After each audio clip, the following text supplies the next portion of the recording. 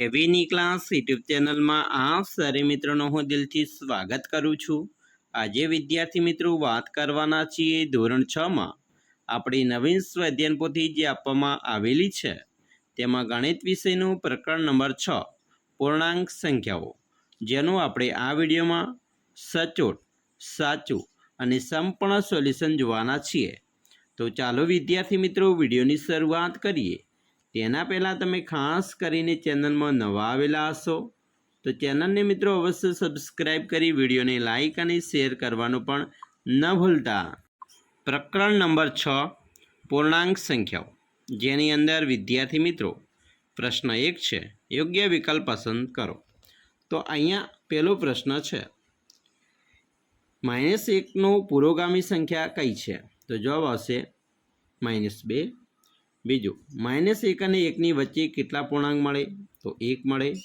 ત્રીજું, -5 અને 5ની વચ્ચે કેટલી પૂર્ણાંક સંખ્યાઓ આવેલી છે? તો 5 આવેલી છે। ચોથું, -10 અને -15ની વચ્ચે આવેલો સૌથી મોટો પૂર્ણાંક કયો છે? તો -11। 5, -10 અને -15ની વચ્ચે આવેલો સૌથી નાનો પૂર્ણાંક? તો જવાબ આવશે -14। એના પછી જોઈશું છઠ્ઠું, સંખ્યા રેખા પર પૂર્ણાંક 5 ક્યાં આવેલો છે? તો જવાબ આવશે બી, 0ની જમણી બાજુએ। 7, -50ના પુરોગામીની અનુગામી સંખ્યા કઈ? તો આપણો જવાબ આવશે સી, -50। 8, ઋણ પૂર્ણાંકની વિરોધી સંખ્યા ખાલિયા હોય તો હંમેશા ધન હોય। 9, જ્યારે ઋણ પૂર્ણાંકમાંથી ઋણ પૂર્ણાંક બાદ કરવામાં આવે ત્યારે જવાબ શું હોય? જવાબ આવશે ડી, પૂર્ણાંકના આંકડાકીય મૂલ્ય પર આધારિત। હવે આપણે પ્રશ્ન 2 જોઈશું, નીચેની ખાલિયા પૂરો। 10, સંખ્યા રેખા પર -15 એ શૂન્યની ખાલી બાજુએ આવેલ છે તો હંમેશા ઋણ છે એ ડાબી બાજુએ હોય। 11, સંખ્યા રેખા પર 10 એ શૂન્યની ખાલી બાજુ આવેલ છે તો જમણી સાઈડ આવેલ છે। 12, 14ની વિરોધી સંખ્યા તો -14। 13, -1ની વિરોધી સંખ્યા તો જવાબ આવશે 1। 14, 0ની વિરોધી સંખ્યા તો 0 છે। 15, -11 વત્તા -2 વત્તા -1 બરાબર જવાબ આવશે -14। 16, ખાલિયા વત્તા -11 વત્તા 111 બરાબર 130, તો 130 જવાબ માટે આપણે 30ને ઉમેરવા પડે। એના પછી જોઈશું આગળ ત્રીજું છે પ્રશ્ન 3, લેસ ધેન, ગ્રેટર ધેન અને બરાબરની મદદથી ખાલિયા પૂરો। જેમાં 17મો પ્રશ્ન છે, -11 વત્તા -15 બરાબર અહીંયા આવશે ખાલી જગ્યા 11 વત્તા 15, તો આ સંખ્યા છે એના કરતાં આ સંખ્યા મોટી એટલે આવશે જવાબ લેસ ધેન। 18મું છે 0 ખાલી જગ્યા 1, તો મોટી સંખ્યા 1 છે એટલે જવાબ આવશે લેસ ધેન। 19, -10 ખાલી જગ્યા -11 મોટી સંખ્યા છે -10 તો જવાબ આવશે ગ્રેટર ધેન। 20, -2 વત્તા -5 વત્તા -6 ખાલી જગ્યા -3 વત્તા -4 વત્તા -6 તો આપણો જવાબ આવશે બરાબર, કારણ કે બંને સંખ્યા સરખી છે।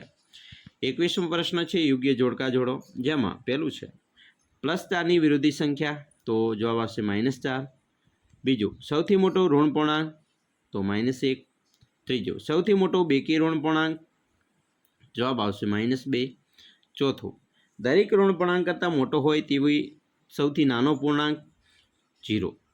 અને છેલ્લે છે 5, -8ની અનુગામી અને પુરોગામી સંખ્યાનો સરવાળો જવાબ આવશે ડી, -100। હવે આપણે આગળ જોઈશું 22મો છે, નીચેના દાખલા ગણો। જેની અંદર મિત્રો જોઈએ એ છે 30 વત્તા -25 વત્તા -10, તો અહીંયા જોઈએ તો સૌપ્રથમ પ્લસ માઇનસ શું થાય? તો માઇનસ થાય। મિત્રો ખાસ આ નિયમ છે એ જાણી લેવો ખૂબ જ જરૂરી છે। મેં તમને નિયમ તમે જાણતા જ હશો કે માઇનસ માઇનસ શું થાય? તો કે ભાઈ પ્લસ થાય છે। પ્લસ માઇનસ તો માઇનસ, પ્લસ પ્લસ તો પ્લસ અને માઇનસ પ્લસ તો માઇનસ। આ નિયમ ખાસ જાણવો જરૂરી છે, તો જ આપણને આ જે દાખલાઓ છે એ આવડી શકે। તો અહીંયા મિત્રો જોઈશું બરાબર, તો શું થશે? તો પ્લસ માઇનસ માઇનસ પ્લસ થાય તો 25 વત્તા 10 35 થયા, પણ કેવા આવશે? મોટી સંખ્યા 25 છે માઇનસ એટલે -35 આવે। તો 30ને 35 એટલે કે પ્લસ છે, અહીંયા માઇનસ થઈ, જો પ્લસ માઇનસ માઇનસ તો 35માંથી 30 જાય તો જવાબ આવશે -5. બી 70 વત્તા -20 વત્તા -30 તો અહીંયા પ્લસ છે, અહીંયા માઇનસ છે, તો પ્લસ માઇનસ માઇનસ થાય. અહીંયા જોઈએ હવે મિત્રો અહીંયા જોઈશું બરાબર, અહીંયા પણ પ્લસ માઇનસ શું થાય તો માઇનસ થાય. તો 30 - 20 - 30. હવે અહીંયા માઇનસ છે, અહીંયા માઇનસ, તો માઇનસ માઇનસ પ્લસ થાય. તો 20 વત્તા 30 એટલે 50 થયા. હવે આ 70 છે, 70માંથી 50 બાદ કરીએ તો જવાબ આવશે આપણો 20. બરાબર. હવે આગળ જોઈશું સી પ્રશ્ન છે, જેની અંદર -2 વત્તા -1 વત્તા -4 વત્તા -1. તો અહીંયા મિત્રો આપણો જે જવાબ આવશે એ -8 થશે. ડી છે 0 -6 -6. તો અહીંયા આપણો જવાબ આવશે મિત્રો, કારણ કે 6માંથી 6 જાય તો 0 રહેશે.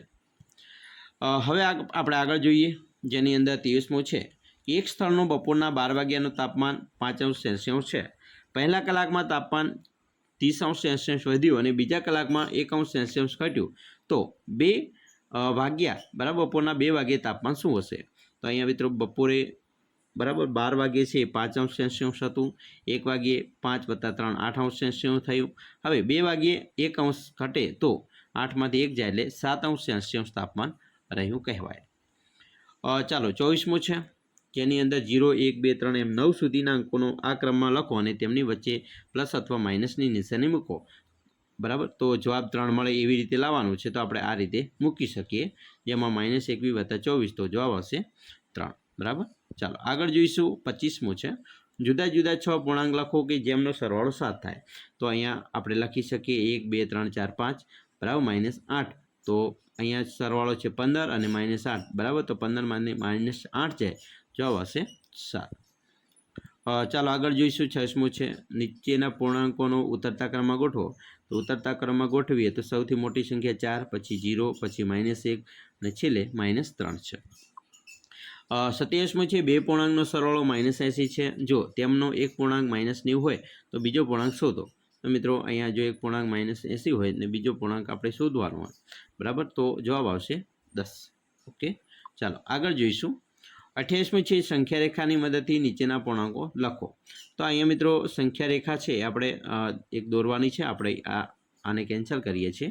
બરાબર, આ એક સંખ્યા રેખા છે, જેની અંદર આપણે શું કરવાનું છે. તો અહીંયા 0થી ક્રમ આપી દઈએ, અહીંયા 1 બરાબર 2 3 4 બરાબર, એવી રીતે અહીંયા -1 -2 -3. હવે શું કીધું છે, માઇનસ કરતાં 4 વધારે છે, -5 કરતાં અહીંયા 4 વધારે છે. તો આપણે અહીંયા સમજવા માટે આને લઈ લઈએ. બરાબર, -5 કરતાં 4 વધારે એટલે કે 1 2 3 અને 4 બરાબર, તો આ 4 આવશે. તો -5 અને આ બાજુ હશે -1. તો આપણો જે જવાબ આવે છે તે આવશે મિત્રો અહીંયા કેટલો જવાબ આવશે -1 આવશે. બી છે 2 કરતાં 3 ઓછા. હવે 2 કરતાં 3 ઓછા હોય એટલે માઇનસ થાય બરાબર, તો આ 2 છે એના 3 ઓછા એટલે જવાબ આવશે -1 બરાબર. 29મો છે, જેની અંદર -2100 વત્તા -2100 બરાબર -5308 છે. તો આનો જવાબ સરવાળો કરવો પડે, 4200 5308 બરાબર, આ પણ સરવાળો થશે, માઇનસ માઇનસ પ્લસ થઈ ગયા. હવે 4200 પણ તો અહીંયા માઇનસ છે, અહીંયા પ્લસ છે, તો હવે માઇનસ કરવા પડશે, કારણ કે માઇનસ પ્લસ માઇનસ થાય. તો 5308માંથી 4200 બાદ કરીએ તો જવાબ આવશે 1108. હવે આપણે અધ્યયન નિષ્પત્તિ સર્વગ્રાહી મૂલ્યાંકનની વાત કરીએ, જેમાં પહેલું છે યોગ્ય વિકલ્પ પસંદ કરો. પહેલું છે સંખ્યા રેખા પર શૂન્યની જમણી બાજુએ 5 એકમ પરના પૂર્ણાંક કયો છે? તો જવાબ આવશે 5. બીજું, ધન પૂર્ણાંક હંમેશા કોનાથી મોટો હોય છે? તો જવાબ આવશે એ 0. ત્રીજું, નીચેનામાં કયો વિકલ્પ તાપમાનમાં સૌથી વધુ વધારો દર્શાવે છે? તો આપણો મિત્રો જવાબ આવે છે તે છે બરાબર સી, -15°C થી 8°C. એના પછી આગળ જોઈશું બરાબર, જેની અંદર પ્રશ્ન છે મિત્રો લેસ દેન, ગ્રેટર દેન અને બરાબરની મદદથી ખાલી જગ્યા પૂર્ણ કરો.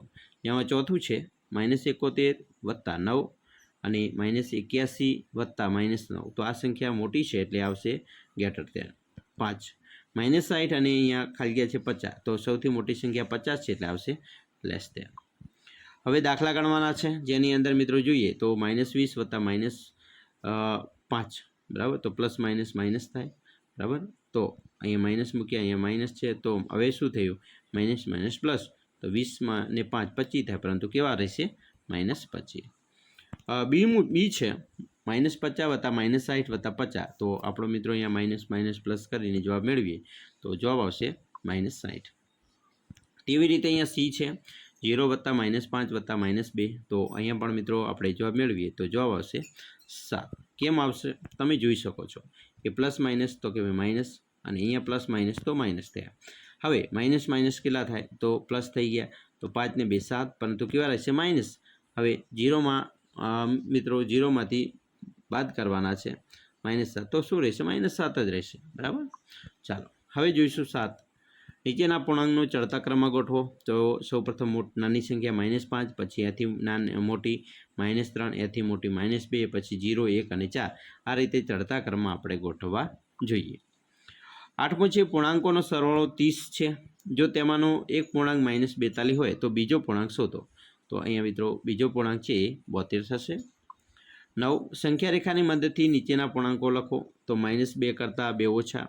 તો વિદ્યાર્થી મિત્રો -2 કરતાં 2 ઓછા એટલે અહીંયા આવશે -4. બરાબર આપણો જવાબ. 10મો છે કિંમત શોધવાની છે, જેમાં 49 -40 -3 વત્તા 69.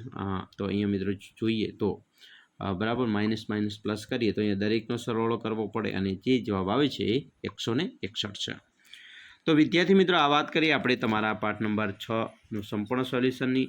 આશા રાખીએ છીએ તમને આપણા વિડીયો ખૂબ જ ઉપયોગી નીવડશે, અને ખાસ વિડીયો ગમે હોય તો લાઇક શેર અને સબસ્ક્રાઈબ કરવાનું પણ ન ભૂલતા.